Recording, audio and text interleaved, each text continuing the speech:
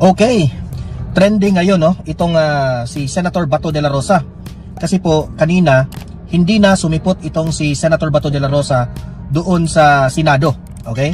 And sa press conference ni Remulla na ipapakita natin ngayon, no? Kanina magre-react po tayo diyan kasi po sinabi ni Remulla na meron na daw siyang kopya sa warrant of arrest nitong galing sa ICC itong si para kay Bato de la Rosa. Nasa telepono na niya ni Remulla ang copy, okay? Pero hindi pa rin yung final. Yun ang mga latest na sinabi ni Remulla at ipaparinig ko sa inyo ng buong-buo mamaya, okay? At ganito po ka garapal at itong pasaway na gobyerno natin kasi po instead na sila po ay tutulong dito kay Senator Bato de la Rosa kasi wala naman talagang jurisdiction ang ICC dito sa Pilipinas, kundi itong administrasyon na ito nag-suggest pa kay Senator Bato de la Rosa na surrender na lang. 'Di ba? Ganyan po sila walang paki sa kanilang kapwa Pilipino. 'Di ba? Hindi maganda na isang dayuhan huhulihin ka, no? Kahit meron kang kasalanan, ipapahuli mo lang sa dayuhan. Ganyan ba ka-weak ang gobyernong ito? Wala na ba tayong sariling judicial system?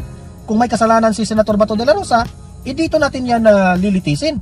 Bakit hayaan pa natin na wala namang jurisdiction ang yan eh. Diyan pa naman sa argumento na walang jurisdiction ang ICC, talo na sila dyan eh. Halatang halata na gugustuhin rin nila na mahuli itong si Senator Bato. Kasi kapag tatakbo itong si Senator Bato sa 2028, siguradong mananalo. Na ganyan sila eh. Kung mapapansin mo dito sa administrasyong Marcos, kapag kaalyado nila, kakampihan nila yan. Pagtatakpan nila yan. Kagaya ng ginawa nila kay Zaldico. Walang ka-effort na hahanapin itong si Zaldico. Noong si Alice Guo ang ipapa-aresto, talagang pinuntahan nila kung saan si Alice Guo outside the country of the Philippines. Pero si Zaldico, wala silang ka-effort kasi kaalyado nila eh. Maraming nagsasabi hindi ako kasi kasamahan nila sa pagnanakaw. Yan, hindi ako nagsabi niyan mga netizen. Hindi ako. Dahil kasama sa pagnanakaw, hindi na. Kasama, kaalyado namin yan eh. Wala silang pakialam. Pero itong si Senator Bato de la Rosa na nagmagandang loob, isa ito sa mga nagsakripisyo na tugisin, linisin ang bansang Pilipinas sa mga lulong, sa mga bawal na gamot. Na tinutulungan lamang ni Senator Bato de la Rosa yung mga inosenteng bata, mga inosenteng pamilya na biktima dito sa droga. Pero sino pang kawawa ngayon? Si Senator Bato pa ang kawawa ngayon.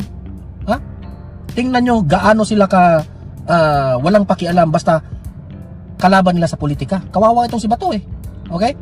Before ko i-play, let me po muna na i-like at saka i-share itong video na ito para kakalat ito sa taong bayan. Okay? Mahalaga like and share. Okay, ready? Sabay-sabay mo tayong mag-like and share. 1, 2, 3, go! Ayan, naka-like and share na ba? And sa mga bago pa lang dito sa aking channel sa Don Mar TV, mag-subscribe na po kayo kung first time nyo itong napanood, no? Para lagi kayong updated sa ating mga balita. Panoorin natin itong unang balita patungkol kay Senator Bato. Ito po, play. Hindi raw kukupkupin ng gobyerno si Senator Ronald Bato de la Rosa kung may arrest warrant na nga mula sa ICC. Para kay Chief State Counsel Dennis Chan, pinakamadaling paraan daw ang isuko na ang dating PNP chief. Ganyan sila ka-unfair, no? Mismong kapwa nila Pilipino, hindi nila poprotektahan. Wala tayong maaasahan sa gobyernong ito, sa administrasyong Marcos, very weak. Agenda report ni Elijah Bonzo. Walang batas na poprotekta o magbabawas sa pag-aresto kay Senator Ronald Bato de la Rosa sakaling makumpirmang may arrest warrant na ito mula sa ICC. Iyan ang pahayag ni prosecutor. Imagine that one. Para ba wala tayong sariling batas? Kung ipapahuli nila yan si Bato, nahuli na nga si Duterte eh. Para tayong walang sariling batas dito sa Pilipinas. Gumagana. If you think na hindi gumagana ang justice system natin sa Pilipinas, magpamembro tayo ulit sa ICC. Pero hindi na tayo membro. So meaning to say, gumagana po ang ating justice system. Insulto yan eh. Kapag huhulihin itong si Senator Bato, insulto yan sa justice system natin. Kayong nasa judicial branch ng ating gobyerno, Papayag lang ba kayo na mahuli itong si Senator Bato? Hindi ba't insulto yan sa inyo? Judicial system? Ha?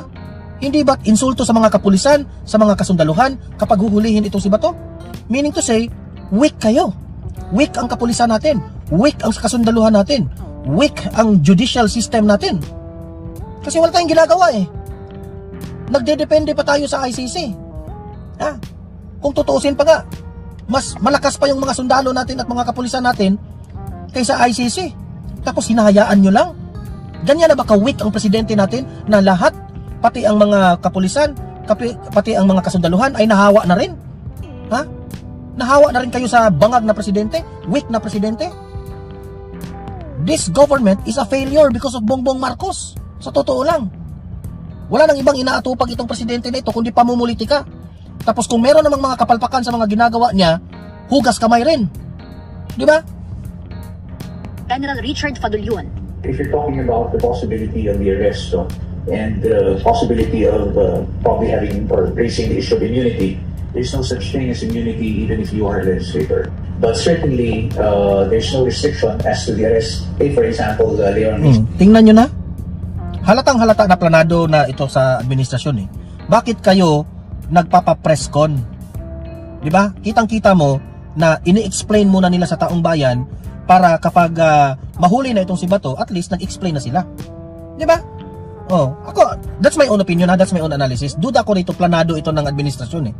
Oh, planado itong administrasyon na hindi na raw makita itong si Senator Bato, hindi na raw sumipot ito sa Senado. Duda lang ako ha. Duda ko si Senator Bato nagtago 'yon. May duda akong nagtago 'yon kasi baka alam ko itong si Senator Bato, marami itong connection sa mga kapulisan. Ito analysis ko lang ito. Nagdududa lang ako. Si Senator Bato, marami po siyang connection sa mga kapulisan. Marami po siyang mga kaibigan diyan sa kapulisan. Marami rin siyang mga kaibigan diyan sa kasundaluhan. Duda ako diyan, meron sa intelligence nagsasabi kay Bato na nag-a-advise siguro kay Bato na magtago ka na, sir. Pinaplano na, may nagpaplano na. At hindi sila papayag na si Bato ay mahuli. Meron dyan mga kapulisan at kasundaluhan na loyal pa rin kay Bato eh. Naaawa pa rin kay Bato kasi kaibigan nila si Bato. Oh, yun ang duda ko ha, duda ko lang yan. Hindi ko sinabing totoo ito yung sinabi ko, pero pagdududa ko lang yan. Okay? Oh, kaya ngayon todo na sila press con, parang may binigyan na nilang hint si Senator Bato. Oh. So, ewan ko na lang ha kung sa hindi, kasi ano eh, bihira lang yan mag-absent si Bato sa Senado eh. Kanina raw nag-absent. May may nakita akong balita kanina na wala raw, missing in action raw si Bato. So, napag-isip-isipan ko, baka nagtago na si Bato. Nagtago na yun, kung saan siya nagtago. Isa sa alang-alang din daw ng DOJ ang naging pahayag ni De La Rosa na nais niyang manghingi ng refuge o asylum mula sa Senado. Paglilinaw ng DOJ, sa ngayon, wala pa raw kopya ang ahensya ng umano'y arrest warrant ng ICC kay De La Rosa. Oh, wala pa raw kopya. Pero bakit sinabi ni Remulla na may kopya na siya sa kanyang telepono? Ano ba ang katotohanan? Lilituhin na naman ninyo si Bato, di ba?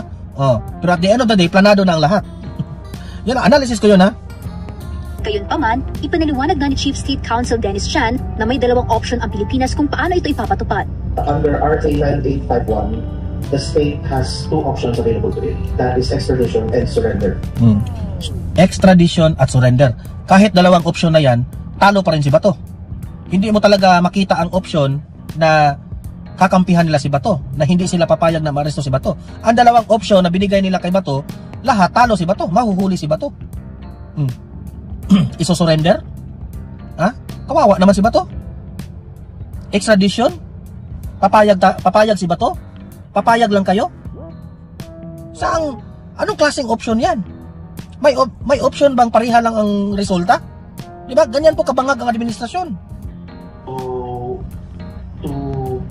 To close the door on one option and just focus entirely on extradition is Hindi sir, yung option nung dalawa, pareha lang ang resulta. So, it might as well, one option lang yan, mga bobo kayo eh.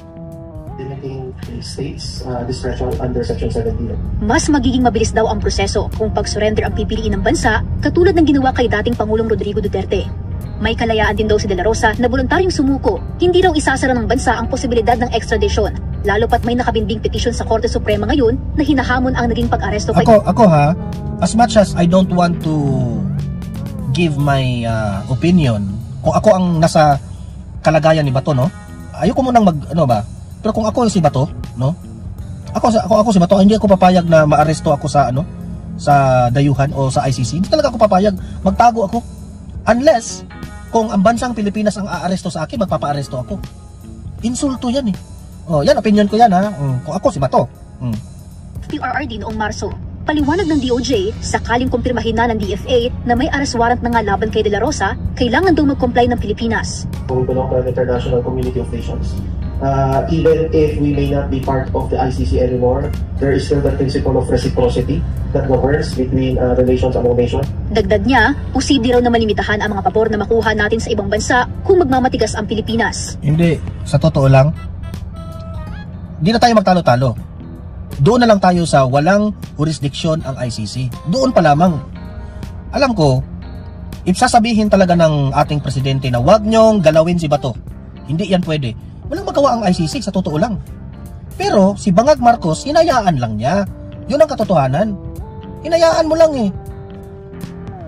Very powerful po ang mga command ng presidente.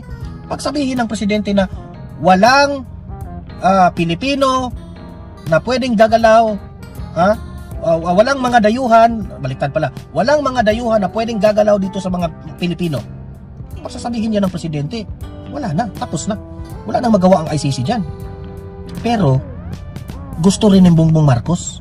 Hinayaan rin niya. Diba? Walang utang na loob itong si Bongbong Marcos eh. Pagkatapos kang sinuportahan ng mga kaalyado ni Duterte nung time nung 2022 election, tapos ito yung gagawin mo. Wala ka man lang, hindi ka man lang tumulong.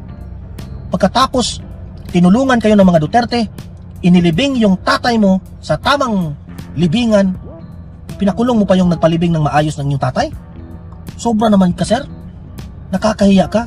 Kapag ikaw ay lahat naman tayo mamamatay, di ba? Kapag panahon na ikaw ay mamatay, Bongbong Marcos, ewan ko na lang sa iyo kung sa impyerno ka ba o sa langit ka ba pupunta. Sa ginagawa mo, grabe, sir.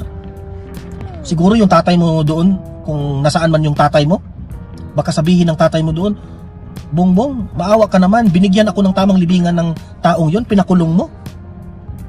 Because I believe Marcos Sr. is mabait yon. Hindi yan kagaya sa iyo na para kang bangag eh. Nasira kasi yung utak mo sa kapalburon mo eh. Di ba? Di ko nga maintindihan. Bakit wala kang puso? Di ba? Kahapon lang ay in effect na ang amendment ng ICC sa regulations nito sa pagsasapubliko ng warrants. Dapat, lahat ng ganitong dokumento ay ika-classify as under sealed o secret. Ibig sabihin daw nito, lahat ng warrant ay hindi na isa sa publiko hanggat wala sa poder ng korte ang suspect. Para sa agenda, Elijah Bonzo. Isa pa yan si Cristina Conte. Bakit nyo kinukuha yung mga mga opinion niya? Isa rin yung bangag eh. O heto, panoorin natin itong si Rimulya ha. Kasi nagsalita na si Rimulya patungkol dito. Play. From all appearances, it looks like there is already one for resolution in the Office of the Ombudsman. And with the DOJ, I would say that it would be submitted for resolution very soon also. And once resolved, of course, it means na ang ibig sabihin yan ay pwede na isa pa sa korte pagkatapos nito. Kasi nag-imbestiga na ang kagawaran ng katarungan at ang Office ng Ombudsman. Dito sa Office ng Ombudsman, sa aming tingin, mauunang maipafile ang kaso ni Elizaldico at yung ibang mga opisyal ng DPWH. Sana naman totoo yan. Kasi kung totoo na seryoso kayo na huhulihin ninyo si Zaldico, dapat sana nakipag-coordinate na kayo kung saan si Zaldico ngayon. Nakipag-coordinate kayo sa country kung saan si Zaldico at kinansilan ninyo na yung passport, di ba? Puro kayo bula ng bibig niyo eh. Wala naman kayong ginagawa eh.